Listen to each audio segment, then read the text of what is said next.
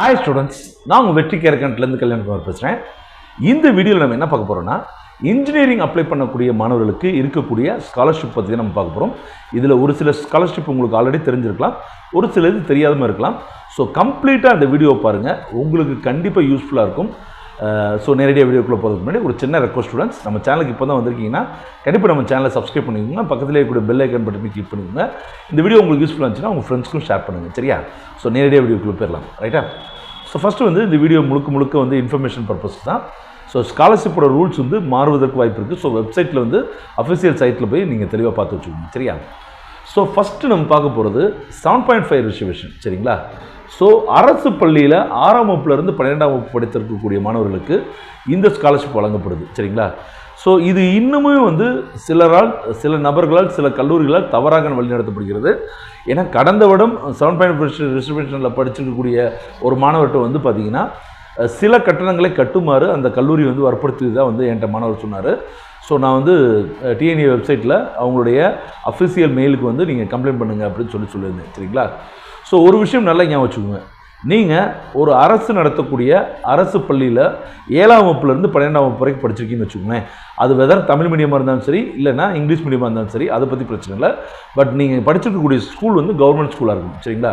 அப்படி ஒரு ஸ்கூலில் நீங்கள் 6ஆம் வகுப்புலேருந்து 12ஆம் வகுப்பு படிச்சிருந்தீங்கன்னா முழுக்க உங்களுக்கு எல்லா கட்டணமும் ஃப்ரீ அப்படின்றத தெரிஞ்சுக்கோங்க, சரிங்களா? இது அரசு நடத்தக்கூடிய பொறியியல் கல்லூரியாக இருந்தாலும் சரி, இல்லை கவர்மெண்ட் எய்டட் கல்லூரிகளான பிஹெச்ஜி, தியாகராஜர், சிஐடி அந்த மாதிரியான கல்லூரியில் இருந்தாலும் சரி, இல்லை முழுக்க ப்ரைவேட் கல்லூரியில் இருந்தாலும் சரி, இல்லைனா யூனிவர்சிட்டி நடத்தக்கூடிய கான்ஸ்டிடியூஷன் காலேஜ் டிபார்ட்மெண்ட்ஸ் அந்த மாதிரி கல்லூரியில் இருந்தாலும் சரி, நீங்கள் எந்த விதமான கட்டணம், அதாவது குறிப்பாக நீங்கள் கல்வி கட்டணம் என அழைக்கப்படக்கூடிய டியூஷன் ஃபீஸாக இருக்கட்டும், இல்லைனா விடுதி கட்டணம் என அழைக்கப்படக்கூடிய ஹாஸ்டல் ஃபீஸாக இருக்கட்டும், மெஸ் பில்லாக இருக்கட்டும், வேறு ஏதாவது டெவலப்மெண்ட் ஃபீஸாக இருக்கட்டும், எந்த கட்டணமும் கட்ட வேண்டியதில்லை. இதை வந்து நீங்கள் வந்து 15/11/2021 அன்று அரசு ஆணையில் வந்து தெளிவாக சொல்லியிருக்காங்க, சரிங்களா ஸ்டூடெண்ட்ஸ்? இதுக்கு நீங்கள் செய்ய வேண்டியதெல்லாம் என்னென்னு கேட்டிங்கன்னா, இன்ஜினியரிங் அப்ளை பண்ணும்போது கூடவே நீங்கள் படிச்சிருப்பீங்க இல்லையா, 6ஆம் வகுப்பு 12ஆம் வகுப்பு, அந்த பள்ளியில் தான் நீங்கள் படிச்சிங்கன்ற ப்ரூஃப் மட்டும், அதாவது போனஃபைட் சர்டிஃபிகேட் மட்டும் நீங்கள் அப்ளை பண்ணால் போதுமானது. எந்தெந்த ஸ்கூல் ஸ்டூடெண்ட்ஸ் வந்து அப்ளை பண்ணலாம் அப்படின்னு பார்த்தீங்கன்னா, கவர்மெண்ட் ஸ்கூல்ஸ், அதுக்கப்புறம் கார்பரேஷனாக நடத்தப்படக்கூடிய பள்ளிகள், அதுக்கப்புறம் முனிசிபல் ஸ்கூல்ஸ், அதுக்கப்புறம் Adi Dravidar and tribal welfare schools, அதுக்கப்புறம் Kallar reclamation schools, forest department schools, அதுக்கப்புறம் சில கவர்மெண்ட் டிபார்ட்மெண்ட்ஸால் நேரடியாக நடத்தப்படக்கூடிய பள்ளிகள். இந்த பள்ளிகளெல்லாம் படிச்சிருக்கக்கூடிய மாணவர்கள், அதாவது 6ஆம் வகுப்புலேருந்து 12ஆம் வகுப்பு, சரியா? அடிக்கடி சொல்கிறேன், ஏன்னா இது தெளிவாக புரியணுன்றதுக்காக, சரிங்களா? ஸோ நீங்கள் எந்த கட்டணமும் கட்ட வேண்டியதில்லை, சரியா? அடுத்து நம்ம பார்க்க போகிறது first graduate tuition fees concession. இதில் போகக்கூடிய மாணவருக்கு வந்து அந்த கல்லூரியுடைய கல்வி கட்டணம், அதாவது டியூஷன் ஃபீஸ் வந்து முழுமையாக வந்து ரத்து பண்ணுறாங்க. இது வந்து இந்த அமௌண்ட் படி பார்த்தீங்கன்னா 25,000லேருந்து 27,000 வரைக்கும், சரிங்களா?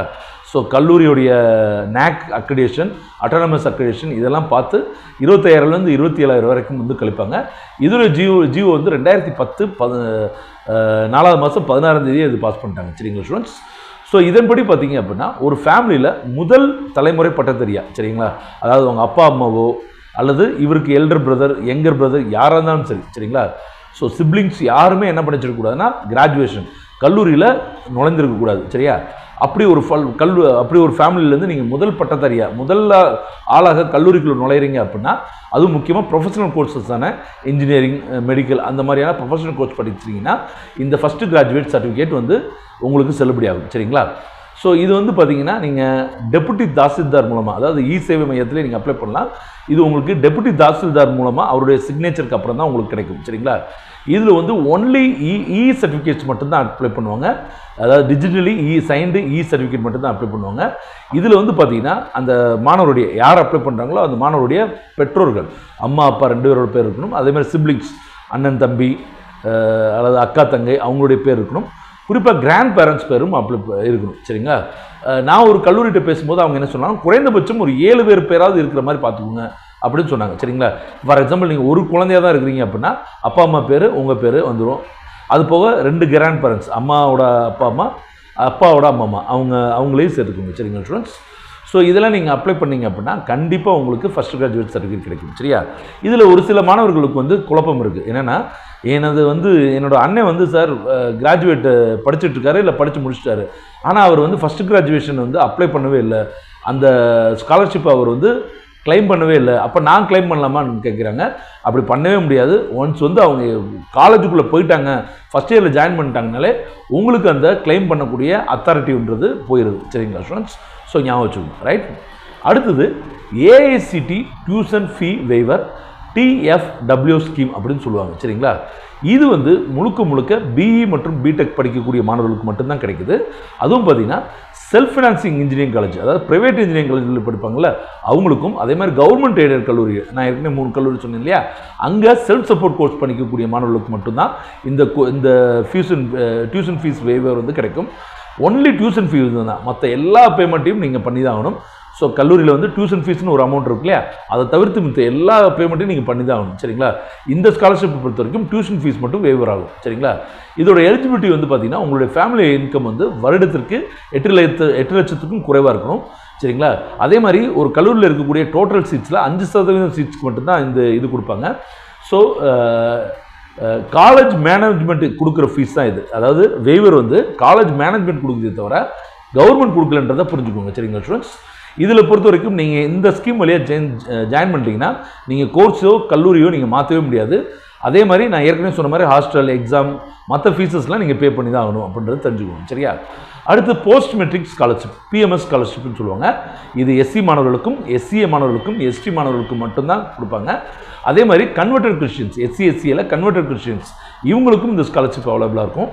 இதில் வந்து பார்த்தீங்கன்னா உங்களுடைய ஃபேமிலி இன்கம் இருக்குது பார்த்தீங்களா, அதாவது அப்பா அம்மா எல்லாருமே, இப்போ உங்கள் வீட்டில் 3 பேர் வேலை பார்க்குறாங்க, இல்லை 5 பேர் வேலை பார்க்குறாங்கன்னா கூட அவ்வளோ பேரோட இன்கமும் ஒட்டுமொத்தமாக சேர்க்கும்போது 2.5 லட்ச ரூபாய்க்கும் குறைவாக இருந்துச்சு அப்படின்னா இந்த இன்கம் சர்டிஃபிகேட் வந்து நீங்கள் இன்க்ளூட் பண்ணணும். அதாவது நீங்கள் ஒரு SC/SCA ST ஸ்டூடெண்ட்டாக இருந்தால் நீங்கள் இந்த இன்கம் சர்டிஃபிகேட்டையும் சேர்த்து நீங்கள் கொடுத்தீங்க அப்படின்னா உங்களுக்கு இந்த ஸ்காலர்ஷிப் கிடைக்கும். சரிங்களா ஸ்டூடெண்ட்ஸ்? இந்த ஸ்காலர்ஷிப் வந்து பார்த்தீங்கன்னா நீங்கள் காலேஜில் ஜாயின் பண்ணதுக்கப்புறம் தான் அவைல் ஆகுன்றதையும் ஞாபகம் வச்சுக்கணும். சரியா? இதை பொறுத்த வரைக்கும் டியூஷன் ஃபீஸ், எக்ஸாம் ஃபீஸ், மற்ற ஃபீஸஸ் எல்லாமே வந்து பார்த்தீங்க அப்படின்னா உங்களுக்கு முழுவதுமாக ரத்து செய்யப்படும். சரி? கவர்மெண்ட் அண்டு கவர்மெண்ட் எய்டட் காலேஜஸில், அதேமாதிரி ப்ரைவேட் காலேஜஸ்லையுமே இந்த ஸ்காலர்ஷிப் கொடுக்குறாங்க. இது தவிர்த்து வந்து பார்த்தீங்கன்னா டே ஸ்காலர்ஸ்க்கு வந்து ஒரு மாதத்துக்கு 230 ரூபாலேருந்து 580 ரூபா வரைக்கும் கிடைக்கும். அதே ஹாஸ்டல் ஸ்டூடெண்ட்ஸ்க்கு பார்த்தீங்கன்னா 380 ரூபாலேருந்து 1200 ரூபா வரைக்கும் கிடைக்கும். சரிங்களா? இது போக எக்ஸ்ட்ரா சப்போர்ட்டாக சில ஸ்காலர்ஷிப் அந்த இதில் வந்து பார்த்தீங்கன்னா நீங்கள் புக்ஸுக்கோ இல்லை ஸ்டடி டூர் போகிறீங்களோ, அதே மாதிரி மற்ற லேர்னிங் நீட்ஸ்க்கும் வந்து இந்த ஸ்காலர்ஷிப் அவைல் பண்ணுறாங்க. அது வந்து உங்கள் கல்லூரியில் நீங்கள் கேட்டுக்கோங்க. சரிங்களா ஸ்டூடெண்ட்ஸ்? அதுக்கப்புறம் பிரகதி ஸ்காலர்ஷிப், ஏஐசிடியோடைய பிரகதி ஸ்காலர்ஷிப், இது வந்து என்னன்னு கேட்டிங்கன்னா வருடத்திற்கு 50,000 ரூபாய் வந்து உங்கள் அக்கௌண்ட்டில் கிரெடிட் ஆகும். சரிங்களா? ஸோ இதுக்கு எலிஜிபிலிட்டி என்னென்னு பார்த்துலாம். நீங்கள் கண்டிப்பாக ஒரு பெண் குழந்தையாக இருக்க வேண்டும். அதே மாதிரி வந்து பார்த்தீங்கன்னா நீங்கள் ஃபஸ்ட் இயர் படிக்கக்கூடிய ஸ்டூடெண்ட்டாக இருக்கலாம், அல்லது டிப்ளமோ முடிச்சுட்டு லேட்டரல் என்ட்ரி வருவாங்க இல்லையா, டைரக்ட் செகண்ட் இயர், அவங்களும் இதுக்கு வந்து அப்ளை பண்ணலாம். சரியா? ஒரு இந்தியன் சிட்டிசனாக இருக்கணும். அதாவது அஃப்கோர்ஸ் எல்லாருமே நம்ம இந்தியன் சிட்டிசன் தான். ஃபேமிலி இன்கம் வந்து பார்த்தீங்கன்னா 8 லட்ச ரூபாய்க்கும் குறைவாக இருக்கணும் ஆல் ரிசோர்ஸஸில், நம்ம ஆல்ரெடி சொன்ன மாதிரி.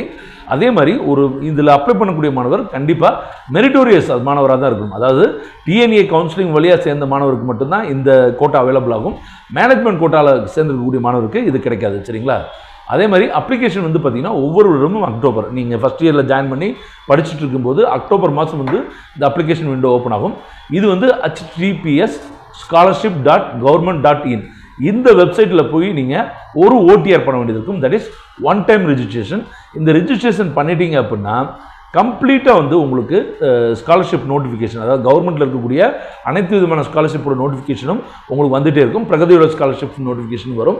இதன் மூலமாகவே நீங்கள் அப்ளை பண்ணிக்கலாம். சரிங்களா? அதே மாதிரி ரினவலும் பண்ணிக்கலாம். நீங்கள் ஃபஸ்ட் இயர் 50,000 வாங்கிட்டீங்க, அடுத்து செகண்ட் இயர்லையும் வாங்கலாம், தேர்ட் இயர்லையும் வாங்கலாம், ஃபோர்த் இயர்லையும் வாங்கலாம். அதுக்கு நீங்கள் என்ன பண்ணியிருக்கணும் அப்படின்னா ஃபஸ்ட்டு வந்து நீங்கள் வந்து உங்களுடைய கரண்ட் ஒவ்வொரு அகாடமிக் இயர்லையும் வந்து பார்த்தீங்கன்னா எல்லா சப்ஜெக்ட்ஸ்லையும் பாஸ் பண்ணியிருக்கணும். எந்த விதமான அரியர்ஸும் இருக்கக்கூடாது. அதேமாதிரி சேம் காலேஜ் அண்ட் கோர்ஸில் இருக்கணும். அதே மாதிரி உங்களோட மார்க் ஷீட் வந்து பார்த்தீங்கன்னா ஒவ்வொரு வருஷத்துக்கும் நீங்கள் சப்மிட் பண்ண வேண்டியது இருக்கும்.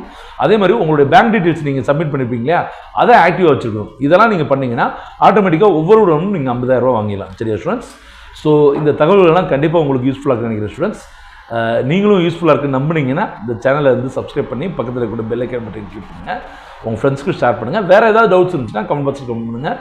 அதே மாதிரி இன்னும் சில ஸ்காலர்ஷிப் இருக்குது. அந்த ஸ்காலர்ஷிப் நம்ம அடுத்த வீடியோவில் பார்க்கலாம். சரிங்களா? அது வரைக்கும் உங்களிடம் இருந்து விடை கூறி நன்றி தெரிவிச்சுக்கிறேன். Thank you so much. பாய்.